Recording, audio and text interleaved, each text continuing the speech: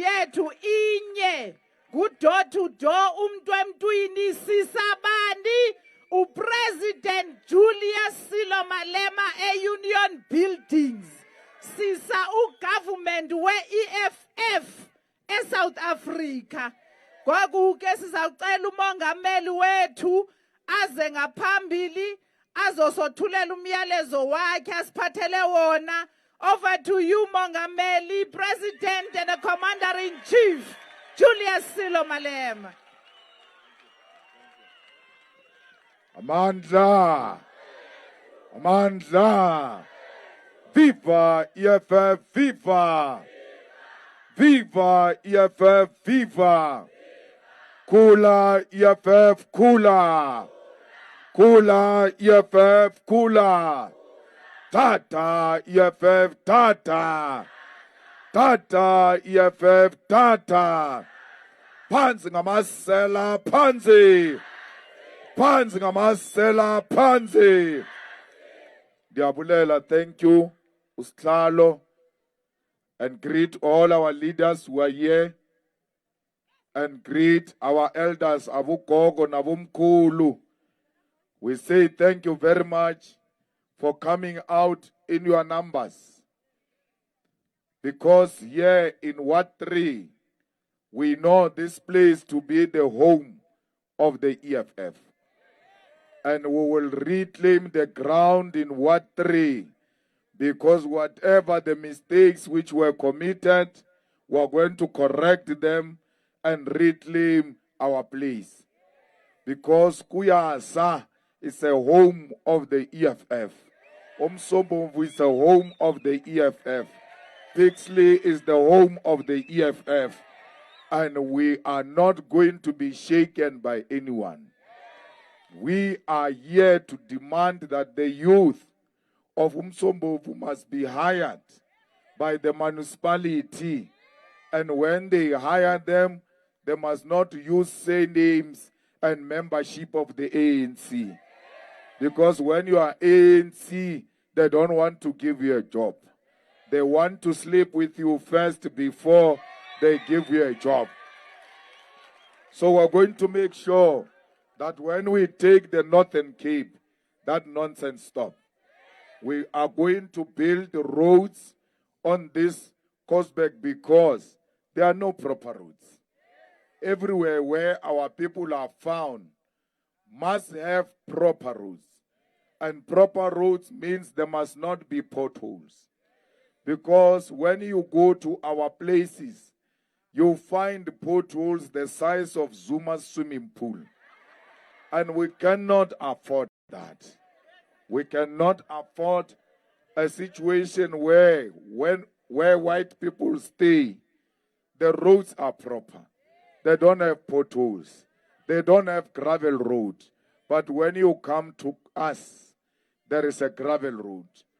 And we are under the same municipality.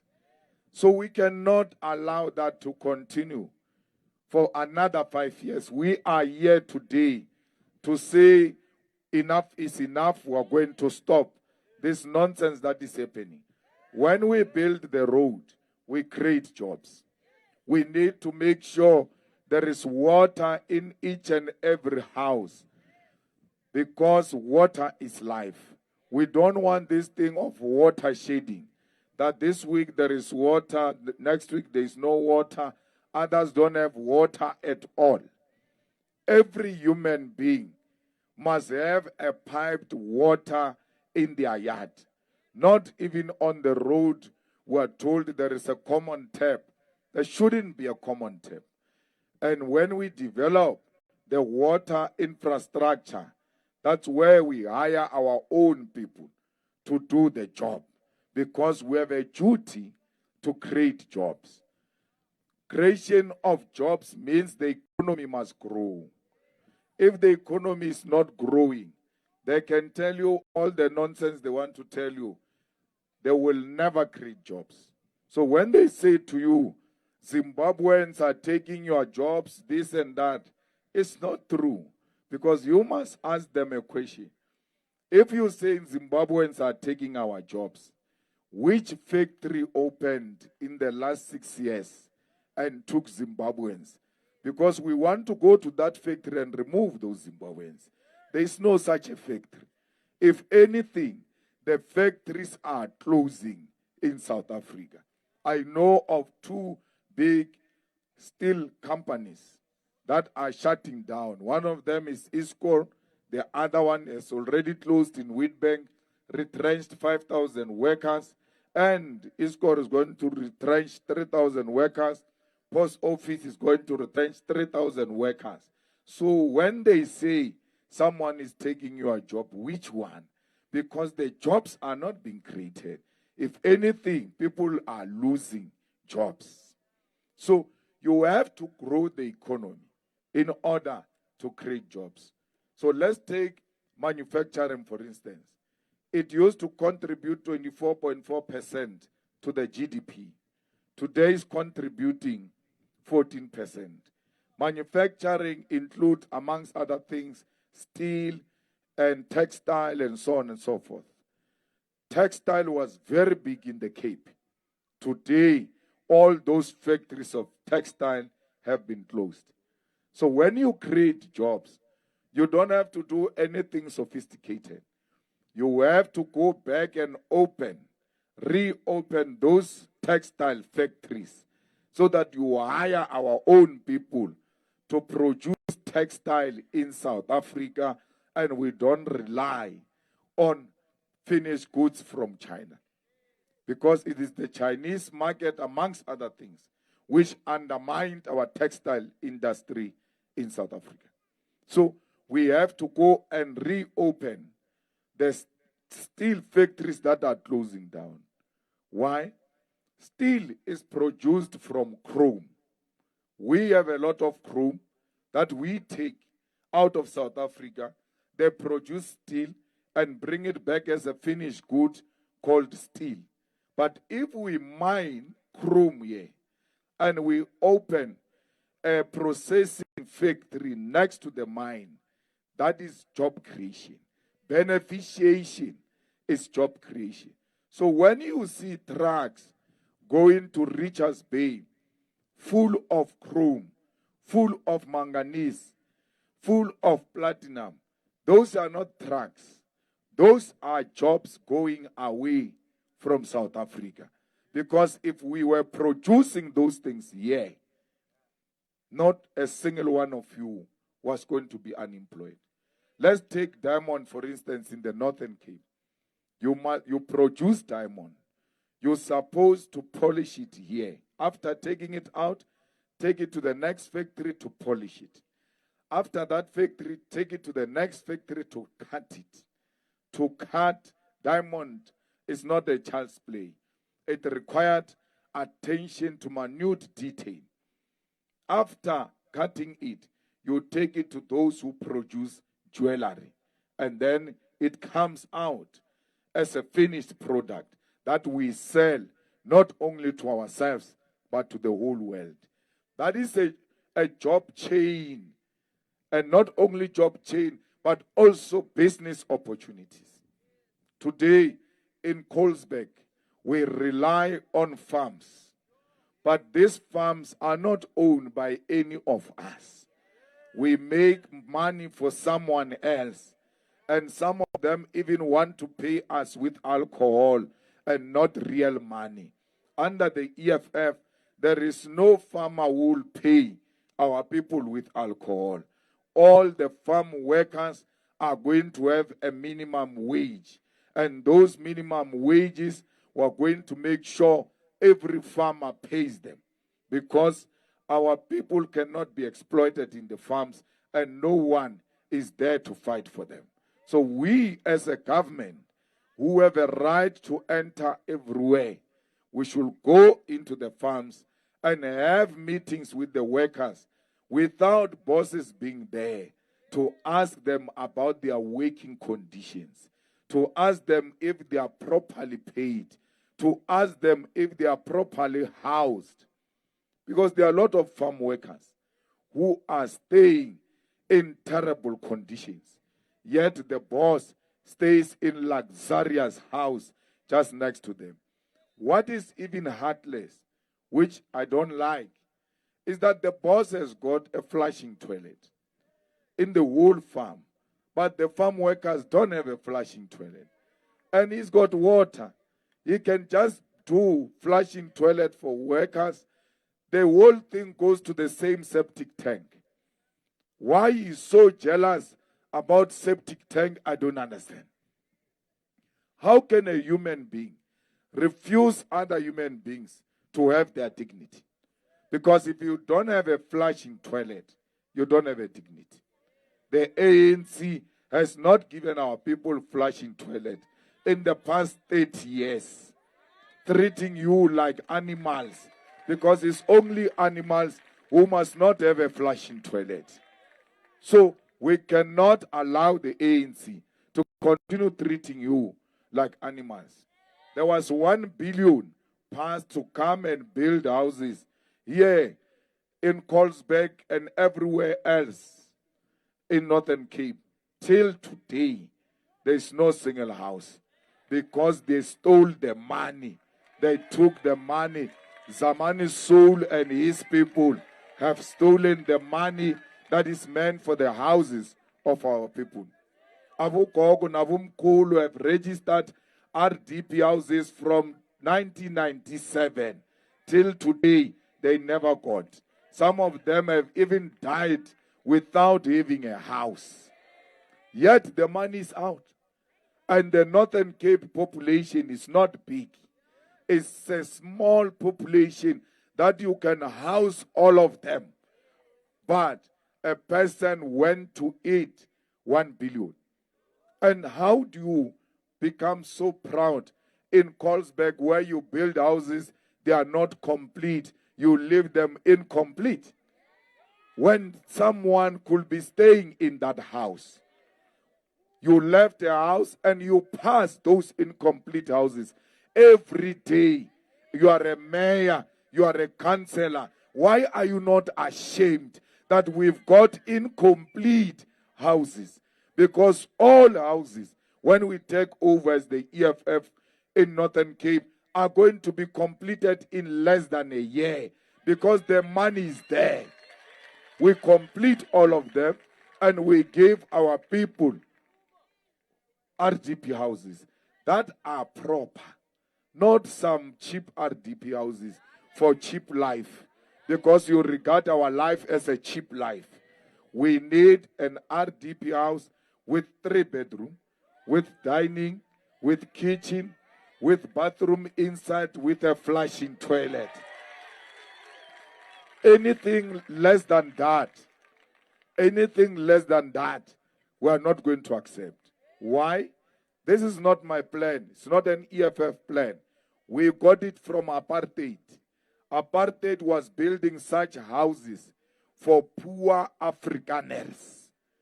So if apartheid can build such beautiful houses for free for poor Afrikaners, then we have to do better than apartheid for our own people and not these matchbox houses.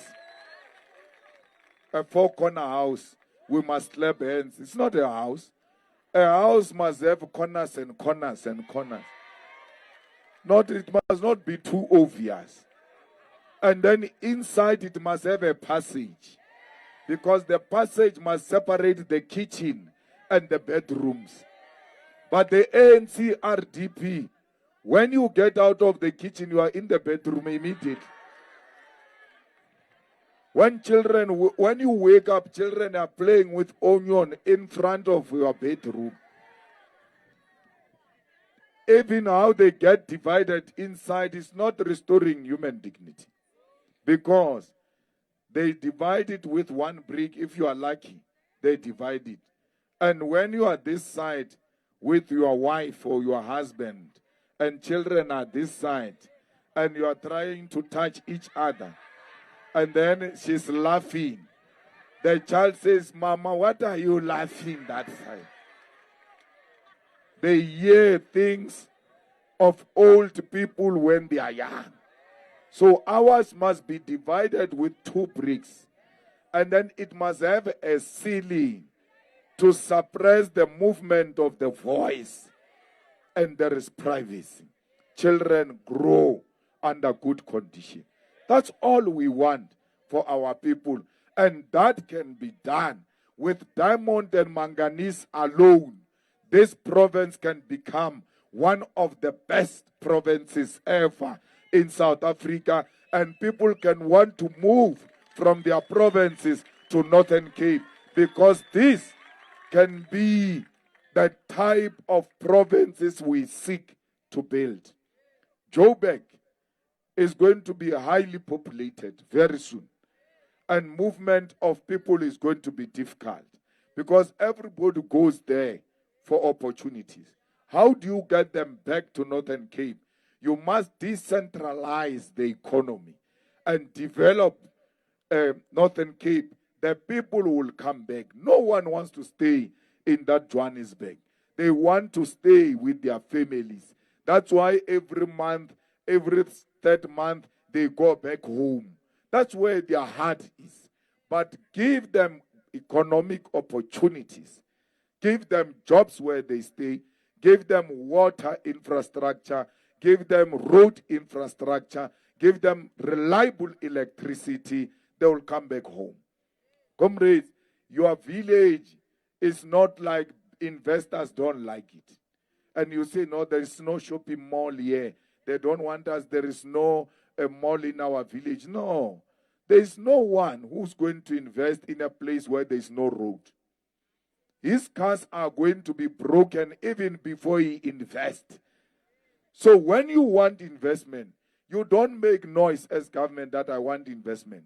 You just go and build proper road and put in water and put in electricity. You will hear people saying, I want to build my factory on this side. I want to build the mall this side, because the areas are accessible. So you have to make sure that areas are accessible to attract investment in those areas. When you attract investment in those areas, you are decentralizing the economy. Therefore, you depopulate Gauteng and people work where they come from. Comrades, the dream of fast trains is not a dream that is not real. You know, if we want our people to remain in Kimberley, to stay in Kimberley, it actually takes 3 hours, by the way, to get to Sandton from Soweto. If you are going to work, you are going to start work at 8 o'clock. It's 3 hours.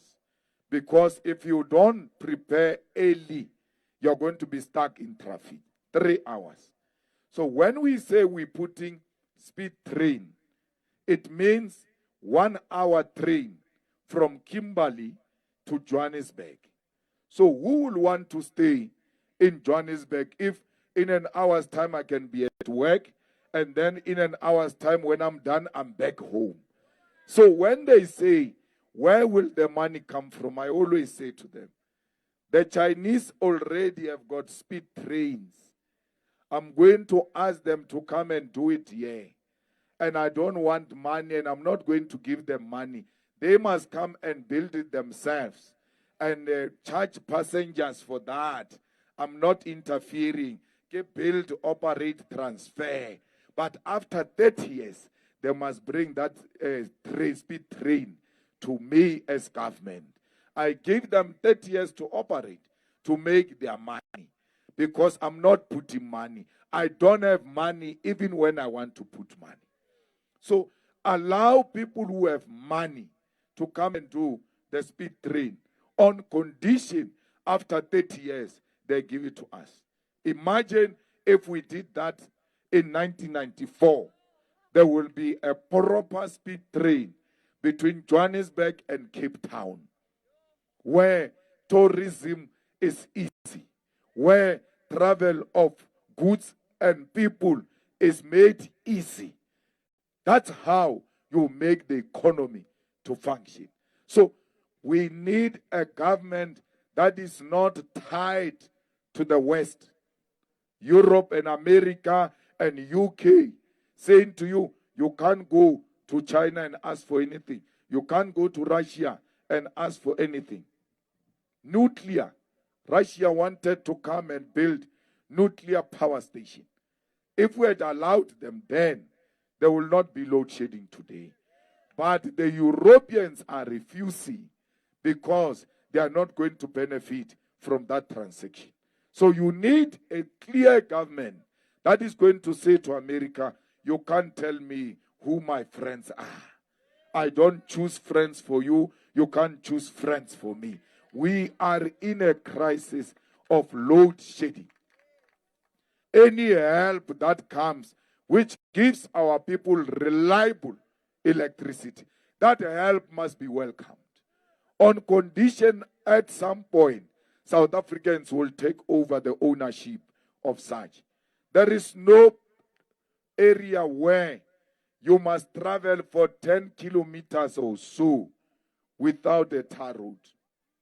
You can even go to Patrice Motsepe and say to him, hey, my guy, we have a problem. Can you build a road from here to that other end because we don't have budget? And then you put a toll gate.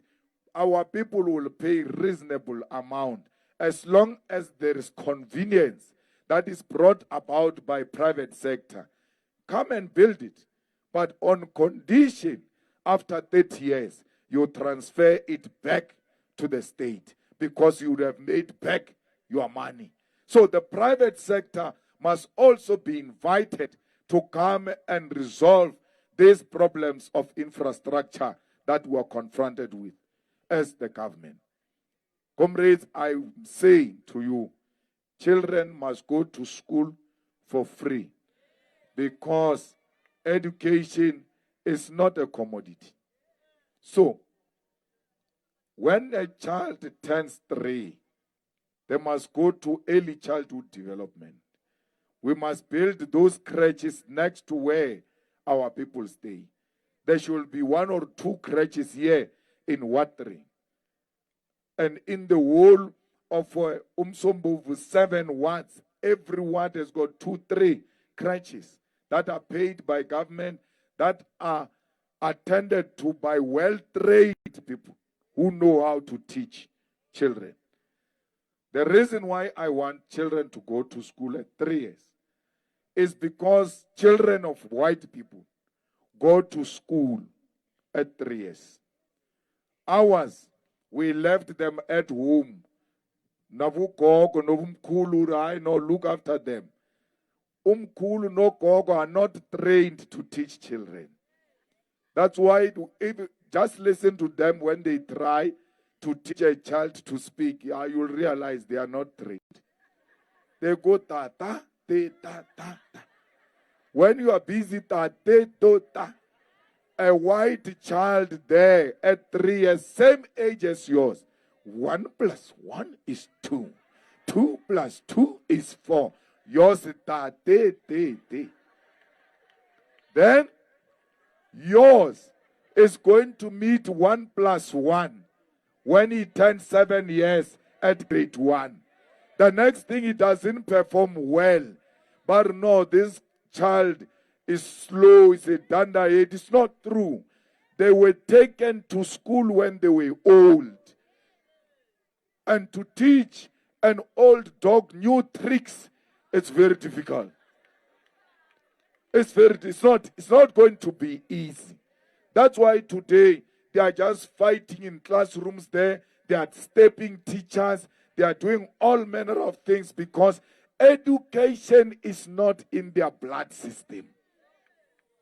A white girl, when we go to school holidays, she takes 6 books, 5 books. I want to finish these books during these holidays.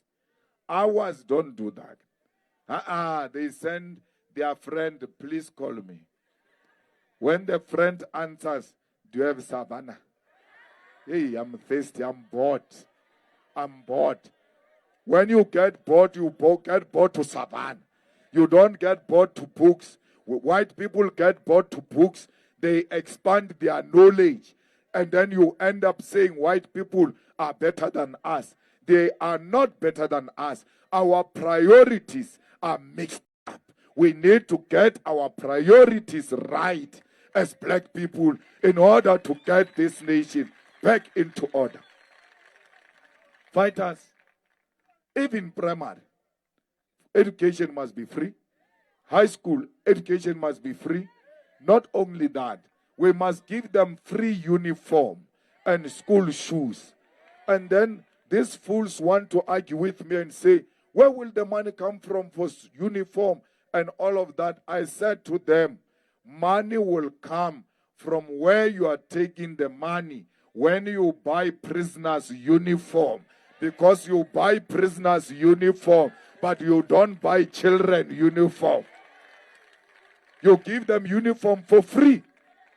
So these children must be prisoners for them to see free uniform. If you go into prison now, they wear a very strong shoe called parabellum. Leather, shiny. Our children don't have shoes. That's why everybody who wants to feel good about himself or herself says, I'm going to donate shoes.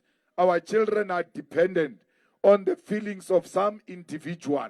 No, on arrival first day at school, they must receive the books, uniform, shoes, everything. At school, they must eat breakfast, even in the crash, and then lunch. Because these children, when they enter school in the morning, why do you teach them? Because this is the logic of feeding scheme. They say, no, we give them food so that they can learn with an empty stomach. So what happens to the learning between the morning and break? Because when I come into school, no one knows if I've eaten or not. And don't ask them if they've eaten, because they're going to say yes. They are scared to be laughed at by their friends.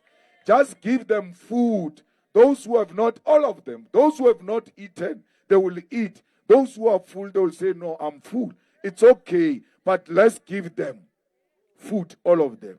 Because when does it start to be a problem? After break, that they can't concentrate with an empty stomach. The empty stomach begins immediately when they wake up. And there's nothing we can give them. We say to them, no, hang in there, break is coming. And then this thing of feeding the kids as well is also to help to improve the performance of Africans in schools. Why? You can't concentrate with an empty stomach.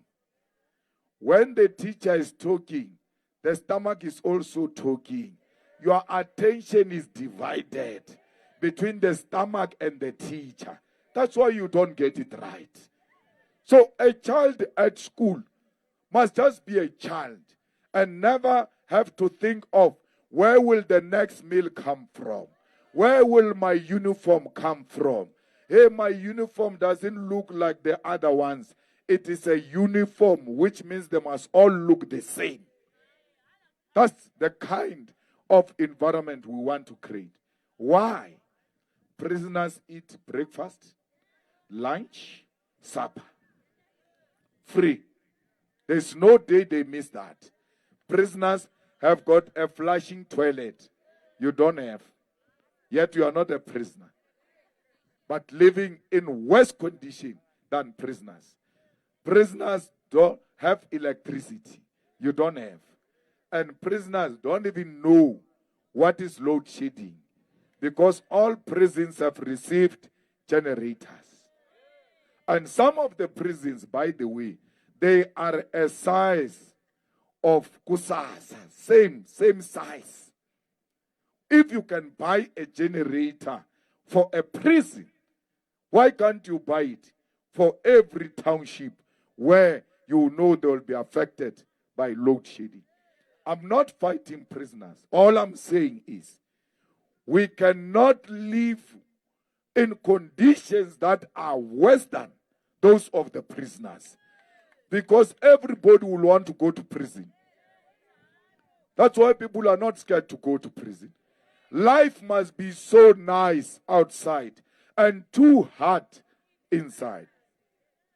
We're going to give you uniform when you get into prison, but once. It doesn't matter whether you're serving 15 years or what. You will receive it the first day you arrive in prison. Look after it. Don't gain weight. It's your problem. We don't care. If the pants are torn, it's not our problem. Look after that uniform. You are a prisoner. You did the wrong things to us. You can't be treated like a king. So we have to send a strong message. Fighters, we need to fight poverty. One of the immediate ways of fighting poverty is social grants. You see, these grants that were given to our people, their aim is to defeat poverty. Why? South Africans, 18.6 million of them, live in extreme poverty. Then you go to check how many people benefit from SASSA. It's 18.8 million. I said to you, 18.6 extreme poverty, 18.8 gets SASSA, which confirms that indeed 18.6 million live in extreme poverty. So it means all these beneficiaries of SASSA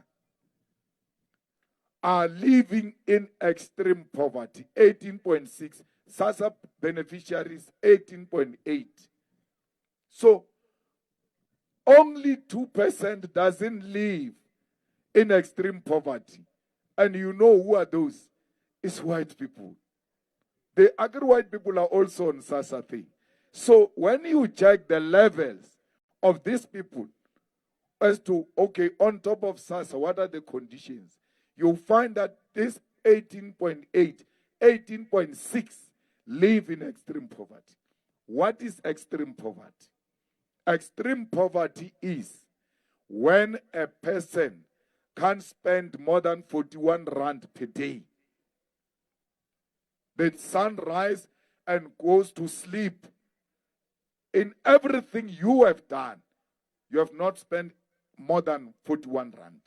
That is 18.6 million people who don't spend more than 41 rand per day in South Africa. Then ask yourself, how much budget does Cyril Ramaphosa's dogs spend per day? Because Ramaphosa's dogs can't survive with 41 rand per day.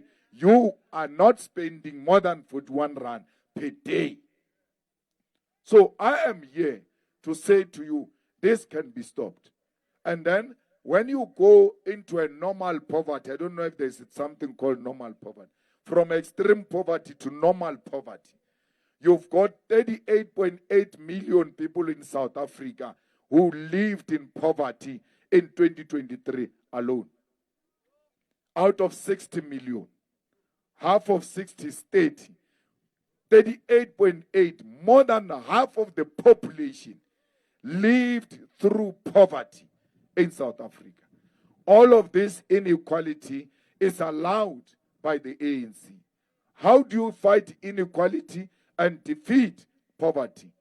You need to give Avogogo Nabumkul 4,000 rand upwards per month. We need to increase it per month because these ones are our foot soldiers against poverty. When you give Abumkulu a grant, they don't spend it on a quarter of a bread and a king size or a can of a Coke. No, they buy a chicken and buy a bag of meal. Go and put it behind the door. When you think that is for you, you think it's for your family. Wait until a poor neighbor comes. Argog, I don't have. Can you please share? Ugogo will respond and say, hey, Nami, I don't have, but let us born. Then we share with everyone through these gogos. So when you give them money, you know they're not going to eat it alone as selfish people. They will share it with everyone who's poor in our community. That's how you fight poverty. You take money where money will have an impact. The children as well. must get 1,000 upward child grant, because this money they are getting is not defeating poverty. I said to you, prisoners eat lunch, breakfast, supper. I said these kids are going to school to eat now, breakfast, lunch. Where are they going to get supper if we don't give them 1,000 upwards? They need to, when they go home, they must be guaranteed that there is food. So that they don't leave school to go and look for piece jobs in the farms in order to complement at home, or go and do gardens at white people's houses like me and you grew up. That's why we are an angry generation. That's why we are a traumatized generation, because we had to be adults when we were young. Our children can't go through the same thing. That's why we must give them 1,000 upwards. And when I say I'm giving you 1,000 upwards, I don't mean children must go and make children. I said to children, I'm going to give you free education. Go to school. When you are a child, don't make a child. You are an embarrassment. And not only to your family, you embarrass the whole of Umsobomvu. Because when they say teenage pregnancy, they say Umsobomvu teenage pregnancy. They don't talk about your family. And when we go to Kimberley, we say we are from Colesberg. But oh, hey, those ones of teenage pregnancy, because of your stupidity. Don't involve us in your stupidity. Go to school and better your families. Even tertiary education will be free, because everybody who leaves high school, when you enter tertiary, no one must ask you if your mother is working or not. They must look at your marks. Through your marks, again, you qualify. As to what is your surname, who's your father, what do you want to do with my father? Do you want my father or you want my brains? Look at my results and deal with me. I am here and I'm saying to you, I'm a university material. Stop telling me about my father. I'm here. And by the time I go to university, I've got an ID. So don't do that of asking children, go and do affidavit to show your mother is not working. Go and do affidavit to show that your father died. You don't know my father died, but you are the same government which issued a death certificate and said he's dead. So why are you saying I must prove after you proved to me that he's dead? What kind of a stupid government is this? Why do you ask me if my mother is working or not? Because you are the ones who are giving my mother SASA. You should know that my ID, when you punch my ID, if we had systems in this country, it's supposed to show the details of all your parents. This is so-and-so's child and so-and-so. They don't have that. And they say they are a government. If you are a regular here in Colesberg clinic or hospital of government, and they say these are your allergies, and then it happens you go and you collapse in Kimberley, and then you can't talk, they take you into the hospital. They will not know what are your allergies. That's why a person goes to the hospital saying, I've got a teeth problem, and then he comes back paralyzed. Because they don't know the medical history of this person. But since you have been this age, you have gone to hospitals many times, doctors, all this. Everywhere you go, you must still feel a file. Here is a file. Here is a file. Why am I feeling files when all of you here are earning money as workers from the same government? You don't fill forms here. You fill forms once. You are an employee of government. Why can't I be a patient of government? And government must know about me. Everywhere I go, the government must know about me. So at tertiary level, there is also something called NSFAS. We need to cancel that devil. Because that devil, it's a corruption of blatant Zimande. And he eats the money with the Communist Party. They steal the money from our children. We cancel NSFAS. We pay universities directly. And then this children's allowance must go straight into their pockets. Because SASSA beneficiaries have got SASSA card. And they get money from SASSA card. So the student must also have a student aid card where we put money directly into their accounts. And where they sleep, those accommodations, residences must be approved and must be in good condition. And one of the conditions is that there must be Wi-Fi in those residences, Wi-Fi in a classroom, Wi-Fi at library, because information must be accessible to children at any time. You know, you saw I brought Zile here, Sima, and them. Some of you, you are youth. I brought them to come and encourage you to go and vote, to see that other youth are voting. But some of you, you don't know them. You're like, who are these ones now? Where do they come from now? Kanti, those people are on YouTube. They have got a podcast where issues of young people are discussed. But the youth of Kusasa can't know them because it has got no access to Wi-Fi. And data is very expensive. So you deny these children information. When they leave here to go and study in Joburg, they look like they are lost. Kanti, they could have seen everything in Joburg, in Cape Town, in America, whatever they wanted to see, they could have seen it through Wi-Fi, internet. Then they've got information. They don't become gullible when they arrive in Johannesburg, and some of them get prostituted because they think this is a way of life. They must know there are sharks there before they even arrive there, so that when there is a tendency that suggests that this one is a human trafficker, they must know. So our children go as innocent people. Then they become victims because they don't have access to information. Fighters, we want clinics to open 24/7. Because ANC clinics, they close at 4 o'clock. And others don't even have clinics here. These are 7 wards. We can put clinic in each and every ward, which operate 24/7. And it can't be a clinic without an ambulance.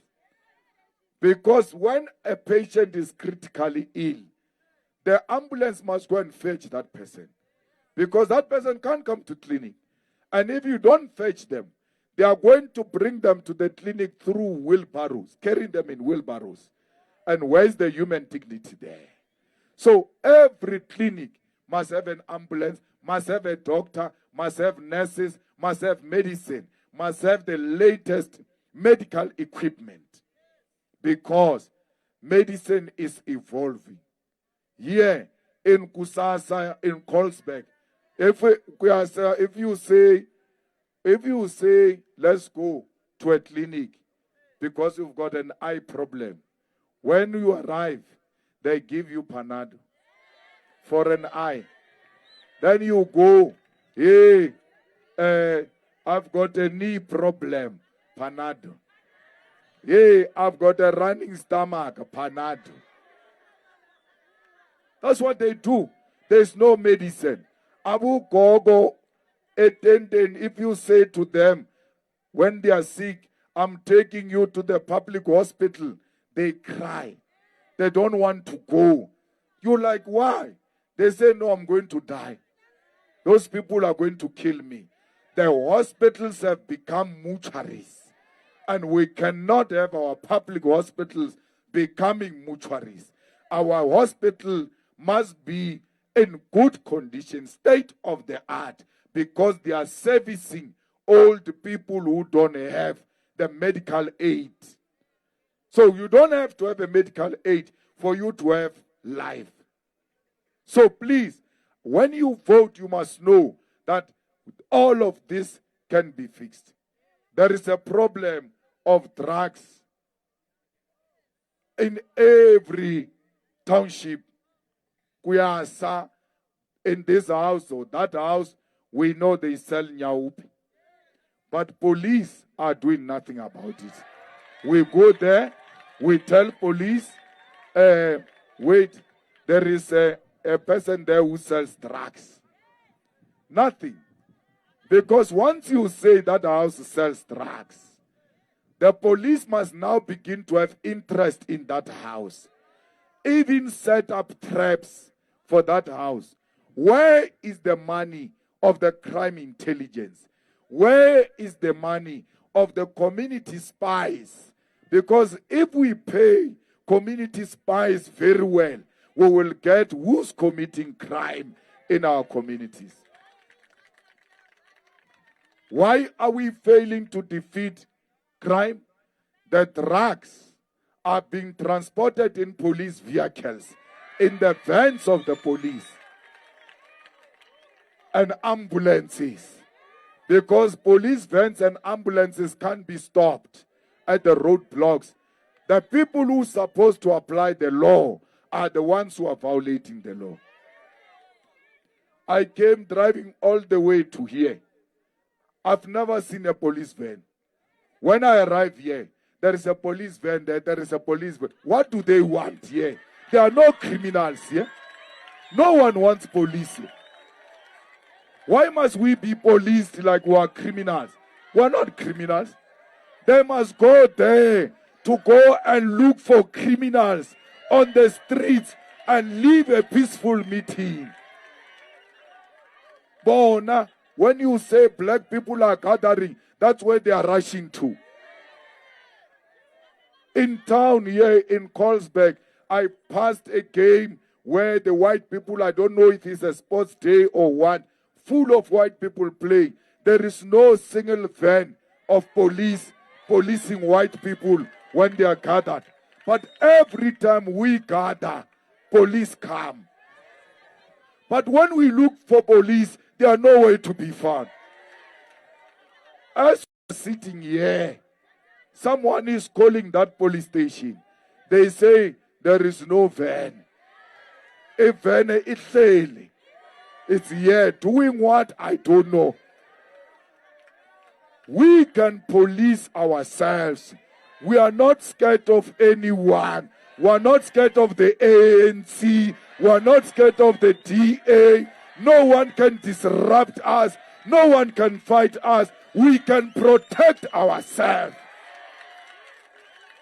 Let police fight criminals. Let police fight drugs and nyaupe. Police must never be friends with criminals. These gangsters that are known, police must be marking them and dropping them one by one. Anyone who takes out a gun and points it at a policeman, that person should have said goodbye at home. It's the end of you. Once you point a gun at one of our own, that is the end. Because why? In South Africa, the murder rate is too high. And it's as if we are in a war when there is no war. If you go to Ukraine, the murder rate of Ukraine, which is in a war, is less than the murder rate of South Africa. So, it means criminals have declared war against our people. The police must respond toe for toe if we want to clean the streets. Because we cannot allow a situation where we don't even allow our children to play outside because we are scared of these criminals. We want the streets to be cleaned so that the children can play outside, but equally, the children can go and do a study group at night without being scared of some rapist who's waiting somewhere to go and attack them. Let's make the streets safe. Kuyasa must be an example of what a black township can look like with visible policing. Comrades, when I say I didn't see a van of the police, I'm saying there is no police visibility. And when there's no police visibility, there's going to be crime. Because a criminal, before they break into a house, but check out coast bill, they go up and down to check what is the story. So when they are busy doing that, a van must pass, go that way. And then a van, then the mind comes back, hey, yeah, we're going to be arrested here. That's what police visibility does. No, kuyasa, someone breaks into a house, carries a TV on the streets like this. No one is stopping him. No one is asking him, where did you get this TV from? And it's very simple to get a criminal who steals TV. When they carry the TV, you must just ask them, whose TV is this? He's going to say it's mine, or correct? Where is the cable? Because normally when they steal the new beast, they take out the cable and carry that thing. So they will never have a cable. Then you know, no man, we have to talk. Come inside. Including anyone who's just moving randomly. Police have got a right of say, come here. What is the story? Because you are just up and down here. Is there a problem? Hi. If anything wrong happens here, you will know. Already everybody knows that if I make a mistake, they told me they are going to come for me. And that person will also become a police officer because they said anything wrong. If someone commit anything wrong, is the first one to tell police, it's not me, it's that person. It's not me. So you help people to police their streets. We're going to hire more and more police officers from you, the unemployed youth of Northern Cape, to safeguard South Africa and look after South Africa. It is possible for our country to be peaceful, and it is possible for it to be one of the countries where there is law and order. Abogogo siyacela on the 29th of May, masiyovota. Siyakele lento yokuthi hayi sivota uMandela, sibuya kude nekhongolosi. uMadiba ulele. Ulele uMadiba. Please leave Nelson Mandela to rest in peace. This person who is the ANC president now, nothing of him looks like Mandela. If you doubt that maybe it's a Mandela in another form, just go and look at the nose. You'll see Mandela never had this nose. So there is nothing with this one that looks like Mandela. This one is a criminal. It's a criminal. Ramaphosa is a criminal. Mandela never stole money and hid it in mattresses and sofas. Dollars in mattresses and sofas. Kuyasa, there is no water. People are sleeping, hungry. The president is sleeping on top of dollars. And police till today, they have not arrested him. Let's say, no, the money is not stolen. But this guy has already accepted of committing crime. He says, I sold buffaloes and they paid in dollars. Now, in terms of South African law, no one is allowed to trade with foreign currency. The only currency that works in South Africa is the rand. So he didn't say no. He said yes, they bought in dollars. Police have not arrested him because they are in cahoots with a criminal. A police case has been opened against Ramaphosa. The prosecutors were ready to prosecute him. And then Batoyi took away the docket. Till today, they don't know where the docket is. So we are here to ask for your vote, because we must go back to that parliament to go and look for that pala docket which has disappeared, because only the EFF can fight corruption. Only the EFF can fight the corrupt president. We have done it with Zuma, pay back the money. It was the EFF that made it possible. And we are asking once more, Ward 3 and all 7 wards, send us back to Cape Town. We have business to conclude. We will never rest until we have removed these criminals. Fighters, 29 May, we don't drink alcohol. We wake up sober. Why? We are going to an interview. Who goes to interview under the influence of alcohol? Because when I said don't drink on the 29 in one meeting, someone took out a quart of a beer. I said the boers like you like that. They know when you are drunk, you will never defend your land.